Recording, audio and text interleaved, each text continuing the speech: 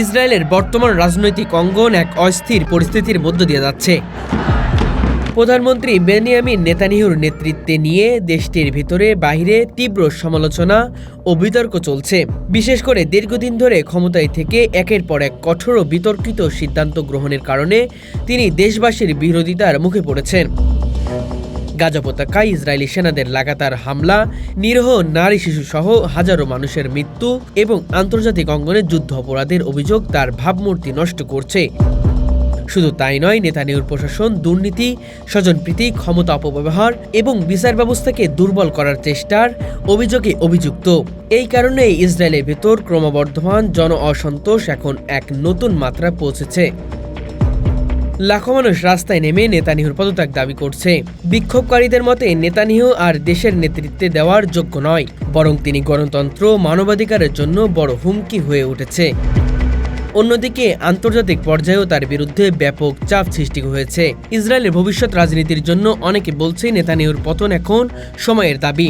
নতুন নেতৃত্ব ছাড়া দেশটির বর্তমান সংকট থেকে উত্তরণ সম্ভব নয়।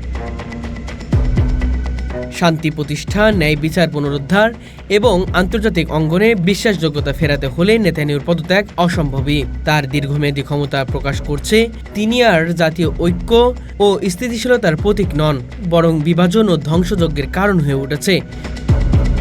তাই বর্তমান আন্দোলন শুধু নেতানিয়াহু বিরোধী নয়, বরং এটি একটি নতুন ইসরায়েল গঠনের দাবিও বহন করছে। 2023 সালে নেতানিয়াহু সরকার বিচার বিভাগ সংস্কারের নামে একটি বিতর্কিত আইন পাশ করার চেষ্টা করলে ইসরায়েল জুড়ে প্রায় 6 মাসব্যাপী ব্যাপক বিক্ষোভ হয়। তখন সেনাবাহিনী, বিমান বাহিনী সহ বহু নিরাপত্তা কর্মকর্তা পদত্যাগের হুমকি দিয়েছিলেন। নেতানিয়াহুর বর্তমান দুর্নীতি 3 মামলায় অভিযুক্ত, যেখানে ঘুষ, জালিয়াতি ও ক্ষমতার অপব্যবহারও অভিযোগ রয়েছে।